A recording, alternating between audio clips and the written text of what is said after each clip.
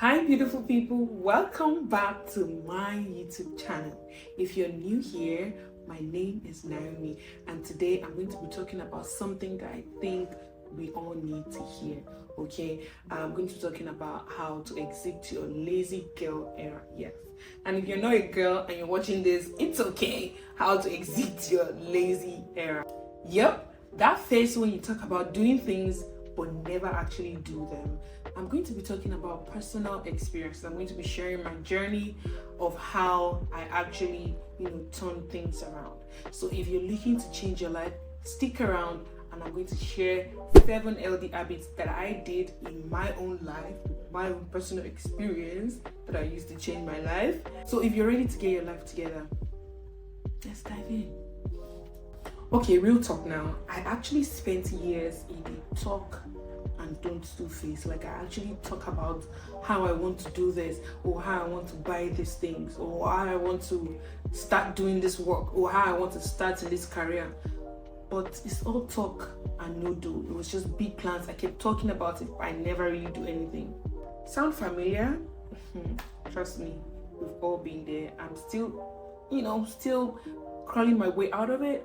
But after a while, I realized that if I don't actually do something, I will stay stuck in that cycle forever.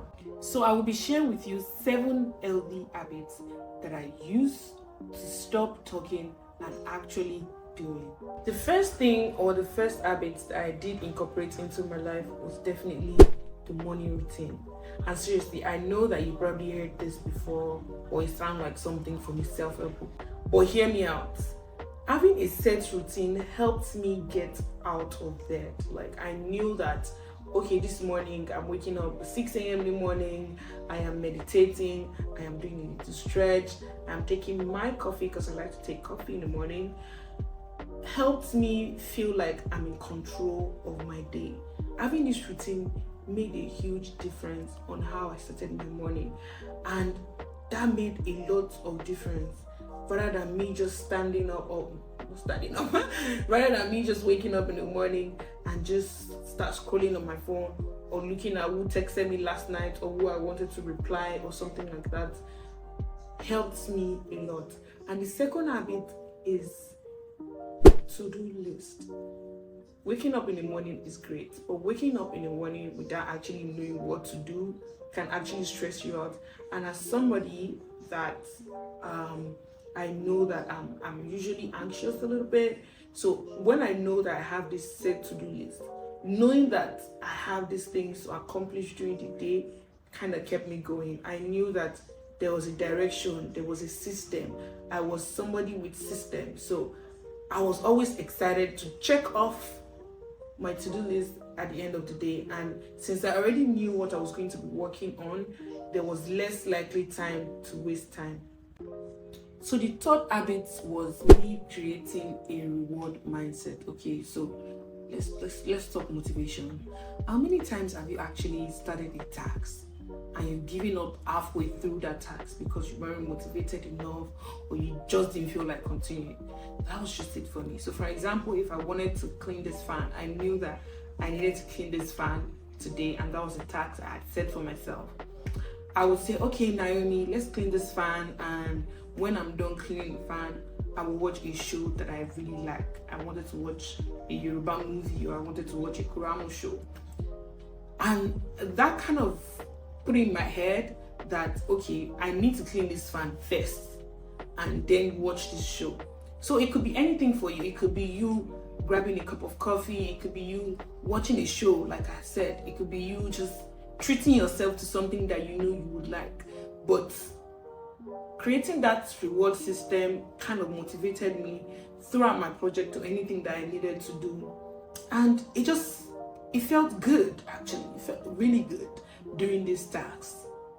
The fourth habit that helped me get out of my lazy girl era was investing in myself and doing new things. I realized I was always waiting for the perfect moment, or I was always waiting for God. I mean, God is good all the time, but for God to bring this perfect moment, I felt like the moment I was in was not always a good time, I wanted to learn how to do makeup. I was waiting for the right moment. I wanted to learn how to do, how to bake bread. I was waiting for when I got a husband. I was waiting for, when I was in a relationship, or when I wanted to do these things. But at the end of the day, these things are always going to be there. But you doing it now makes all the difference, because for you to even think about wanting to do these things now, it means that you should actually do it. There is really no perfect timing, especially if it's something that you can actually do now. So for me at the time, if I wanted to do something new, if it was to be a course, if it was to be, a new recipe that I wanted to try, just anything, I was always investing in myself, and I was always trying new things. And it's not even just doing these new things, but actually enjoying it. I always like to enjoy, be in the moment when I'm doing this thing. When I'm learning a course, I tend to listen to the undertone of, why is this thing actually like this? Enjoying this thing, enjoying this moment. And I think, it actually did help me. And another habit that helps me exit my lazy girl era, this I cannot mention a lot. If you know me, you know that I'm very particular about this thing. So the habit 5 is surrounding myself with positive people. I know it's okay for people to, life cannot always be up.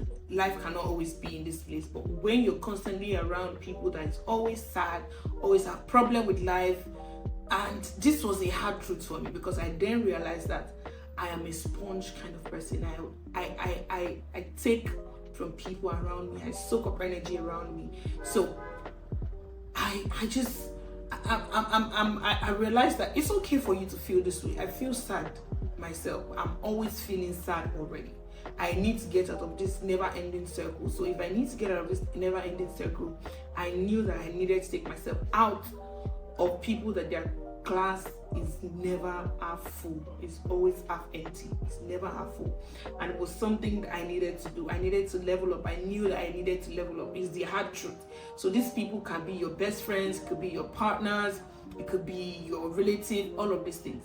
I'm not saying you should then move out of your house or anything, but to be honest, you need to take time out of these people. If you know that you work from home and then there is somebody in the house that probably knocks your hair off or something, you can work from outside. You can go somewhere else. You can go to an office space to actually get things done. And another habit that did help me was having accountability partners. Oh my God. Having accountability partners, taking yourself out of from negative space to then having accountability partners. It might not even be partners. It could just be one person. And I've realized having somebody to always check in on you and just to check in on your progress has pushed me to do this thing. So for me, at the time, I had a friend that I always liked to talk to. This was somebody, I don't necessarily have to go into details of what I needed to do, but I'll tell this person, I want to work on this thing, or by the end of this week, I want to be able to finish a project. I don't necessarily have to talk about this project to this person or anything, but we then check in on ourselves at the end of the week. She might even just text me at the end of the week, before the end of the week. I'm like, Naomi, how far have you been able to do that thing that you wanted to do? And for me at the time, it was me checking in on myself. I'm like, I've not checked on, I've not finished this thing. So I needed to actually check in on my friend also. So it was something of, I needed to check in on her, she needed to check in on me. I don't want to come back and just look like I'm just sulking or I'm just making excuses. So I needed to hold I needed somebody that I know that could hold me to my word, and somebody that I know that is also on this path that can also hold into word. So it doesn't have to be a lot of people.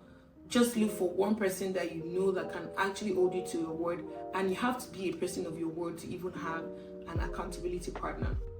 And last but not the least, habits that helped me exit my lazy career, and this one is actually a very big one for me, because it was something that actually took time for me to realize that it was really draining my motivation, and which is not talking about projects until they're actually done. This sounds like, I'm African. There's already a motive. Would I say motive? But there's already like this saying like maybe the witches or the wizard in your village, you don't need to talk about what you need to do. Or if you're Nigerian, you know that you want to jackpot, people don't really talk about it until they're actually done.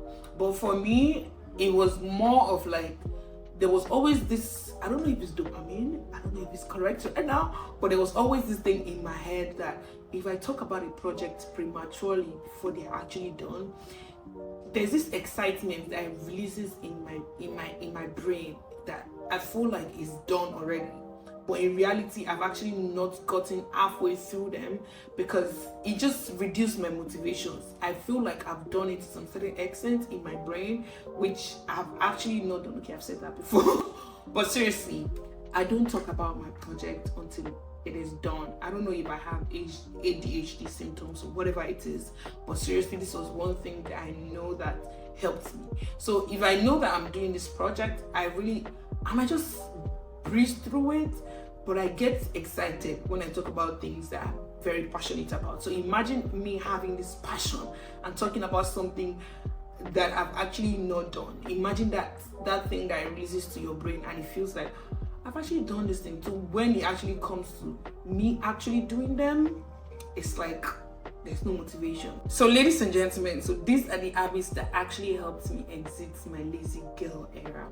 I know it's not something that happened overnight. I know this is not something that happened overnight or, but they helped me become a productive and a better version of myself. If you're ready to make these changes and exit your lazy girl era, please comment in the comment section below. If you haven't subscribed already, please do. Stay motivated, stay G. I'll see you in